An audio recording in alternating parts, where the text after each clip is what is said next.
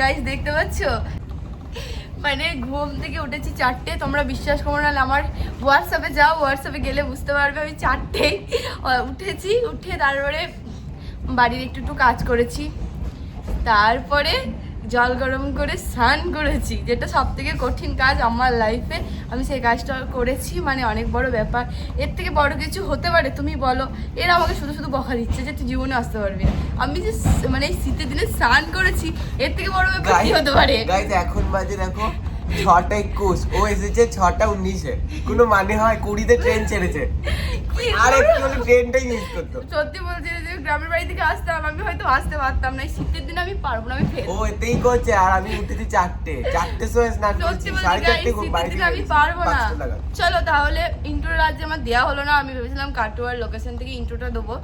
ঠিক আছে, আসার সময় যদি সম্ভব হয় অবশ্যই লাস্ট লোকেশন কাটোয়া জংশন দেবো। এখন চলো নৈহাটি যাওয়া যাক বড় মার নাম করে। আজকে দিনটা ভালো হবে, বড় মা সাথে আছে, তাই তো? একদম জয় বর্মা লিখতে বলো জয় না। বড় মা। দেখছো সকালবেলায় সাজের টাইম পাইনি, টেনে বসে সাজছে। মেনে নেবে না, তাই তো? মানে মন্দিরটা নিয়ে নিশা দিয়ে সবাই কি সাজান সেজেছে, চুলের মাথায় হচ্ছে জগ সাজায়। আর আমি দেখো ওটা কাঠির উপর সাইডে জড়িয়ে নিয়েছে, ব্যাস। জড়িয়ে চলে এসেছি।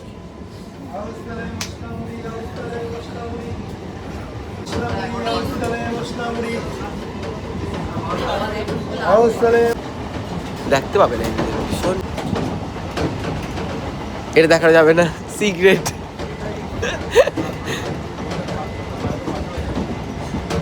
সিক্রেট ক্রিম জীবনেও উঠতে পারি না। তো মেকআপ আর্টিস্ট বলো। এইদিকে দাঁড়া, শুধু কন্টেন্ট করে দান দে। গাইস তোমরা মানে কি বলবো, কি বেশ কি বলে ভুলে গেছি তো। গাইস তোমাদের একটা কথা বলি, তোমরা আমাকে বলছো না রিমি তুমি এখন আরেকটা সুন্দর হয়ে গেছো, মানে একটু একটু হয়েছি, কারণ এরকম মেকআপ আর্টিস্ট বন্ধু প্রতিদিন সাজায়। তোর ল্যাকমি সেটা যাবে, আমাদের ল্যাকমি যাবে না ভাই। ল্যাকমি ভীষণ ফর্সা হয়, ভালো লাগবে, অ্যাট্রাক্ট করে। আমি কালো বলে এরকম অসম্মান করছি, এতটা আমার ফর্সা লাগিয়ে দাও। কিন্তু অ্যাট্রাক্ট করে।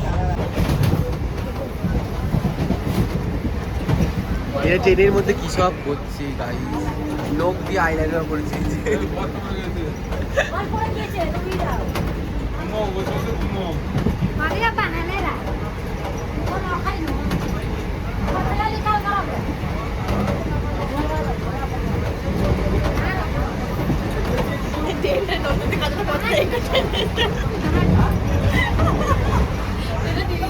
ড্রাইভারকে মিটিয়ে দিয়ে আসবো, ভিডিওটা বন্ধ কর। ফাইনালি একটা লুকে চলে এসেছি। এরকম কানেরটাও নেই, কানের প্যাচ আনতে ভুলে গেছি।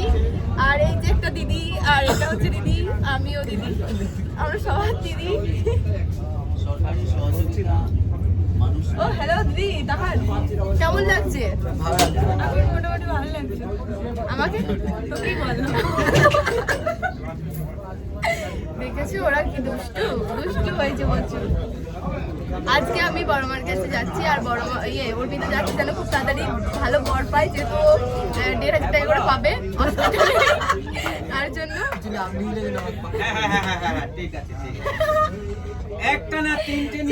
আমরা এখন নৈহাটি যাচ্ছি, সেটা তোমাদের আগেই বলেছি। তো ট্রেনে অসংখ্য ভিড় গাইস, কি বলবো, বুকিং করেছি তার জন্য আমরা সিটে বসতে পেরেছি। আর যারা এই মানে লোকালে উঠছে তারা কেউ সিট পাচ্ছে না, সেই লেভেলে ভিড়। একটু শোনো দেখা যাচ্ছে তাহলে কি কন্টেন্ট ক্রিয়েটরদেরকে বিয়ে করা উচিত, তাই তো? একদম বলছে মেয়ের বাবা মাস্টারের চাকরি থেকে ছেলেদেরকে বিয়ে দিতে ভয় পাচ্ছে, কখন চলে যাবে। তাহলে কাদেরকে বিয়ে করা উচিত? পুলিশ, আর্মি টার্মি এসব হবে। পুলিশ আমার চরিত্র ভালো হয় না,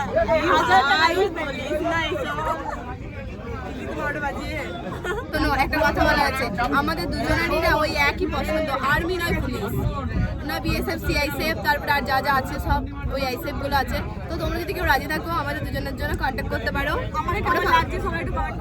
আর আমরা দুজনই ফাঁকা আছি, সিটুকে ভাই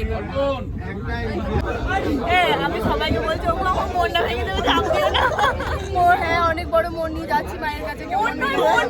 তুই ভাই আরে লেজেন্ড ভেঙে দিল। গাইস কিরকম ভিড় দেখতে পাচ্ছ, এই ভিড়ের মধ্যে ট্রাভেল করে আমরা যাচ্ছি। এই তুই ভিডিও ব্লগ করা চাই আমার ফোনে গানাটা বাজছে। যাই দেখলে তোমাদেরকে তো দেখা যাচ্ছে শ্বশুরবাড়ি লোক ভালো করে পাবে। মাস হলো 1,500 টাকা।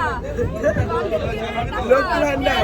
লক্ষ্মী ভান্ডার। ও আবার ইউটিউবে টাকা পাচ্ছে। আবার ইউটিউবার।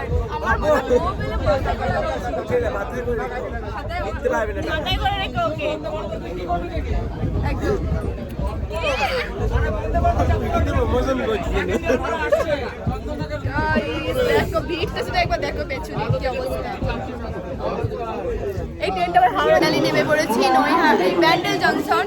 চলো তোমাদেরকে ইন্ট্রো দেবো আজকে আমি সুন্দর করে। ভালোই লাগছে, খুব একটা খারাপ লাগেনি, চলে যাবে।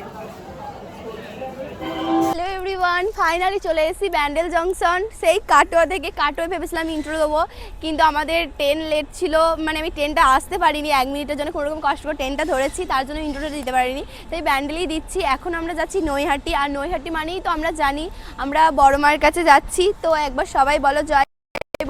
আজকে দিনটা জানো আমার সাথে সাথে তোমাদেরও ভালো যাক। আর আমার যে মনের ইচ্ছা নিয়ে আমি বড় মায়ের কাছে যাচ্ছি, আশা করি মা আমাকে ফিরাবে না। মায়ের দৌড় থেকে, মায়ের দৌড়ে দাঁড়ালে সন্তান যদি হাত পেতে মায়ের কাছে কিছু চায়, মা অবশ্যই দেয়, তেমন ওই মাও আমাকে দেবে।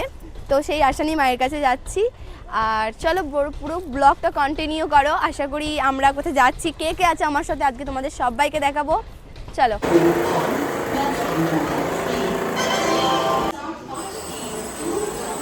আমরা যখন ফার্স্ট উঠছি তখন ট্রেন ফাঁকা থাকছে, কিছুক্ষণ পর পুরো ট্রেন ভর্তি হয়ে যাচ্ছে।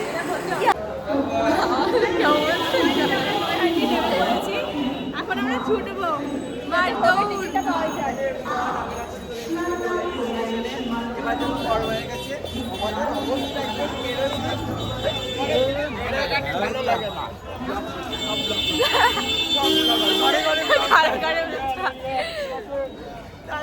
এই অর্পিতা বলছে ঘরে ঘরে ব্লগার, বলছে সব ব্লগার, সব ব্লগার।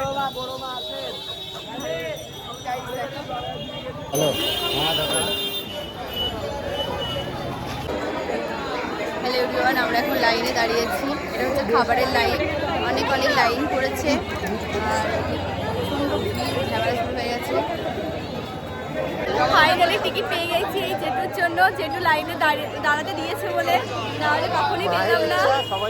মায়ের ইচ্ছা ছিল তোমার মাধ্যম দিয়ে আমিও টিকিটটা পাই। মা তোমার মঙ্গল করুক, এই কামনা করি। একদম হাইদি দাও। এই যে আমরা ডালা নিতে চলে এসেছি, দেখতে পাচ্ছি ডালা সাজানো আছে, এখন ওদেরকে স্প্রে করা হচ্ছে। গাইস এই দেখো ডালা নিয়ে কমপ্লিট, এখন যাচ্ছি বড়মার কাছে। আগে বড়মার যে লেখাটা আছে কপালে ওইটাকেও নেব, তারপরে মায়ের কাছে পুজো দেওয়ার জন্য লাইনে দাঁড়াবো। আজকের এই দিনটা পাবার জন্য আমি অনেক দিন ধরে অপেক্ষা করছিলাম। একের পর এক বাধা বিঘ্ন ঘটছিল আমাদের জীবনে। তো আমি জোর ধরেছিলাম কেউ না গেলে আমি একাই চলে আসবো, আমি সত্যি চলে আসতাম, কারণ আমার মন আর মানছে না, আমাকে মায়ের কাছে আসতে হবে। আমি জানি আজকের পর থেকে আমার সাথে ভালো হবে। আমি খারাপ দিনগুলো পেরিয়ে এসেছি, ভালো দিন আসতেই হয়েছে আমার জীবনে। অনেক অপেক্ষার পর অবশেষে এই তো নিশাদিরা চলে এসছে। তো এখন যাচ্ছি মায়ের কাছে পুজো দিতে। প্রচুর ভিড় গাই।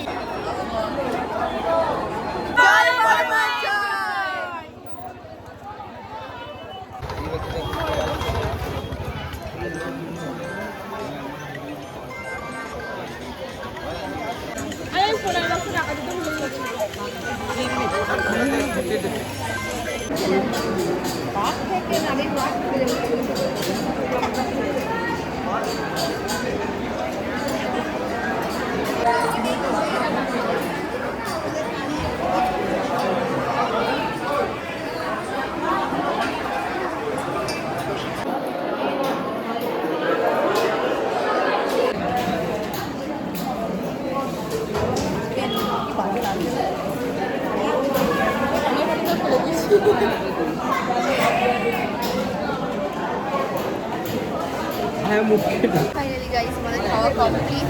এবার আমরা বাড়ি যাব।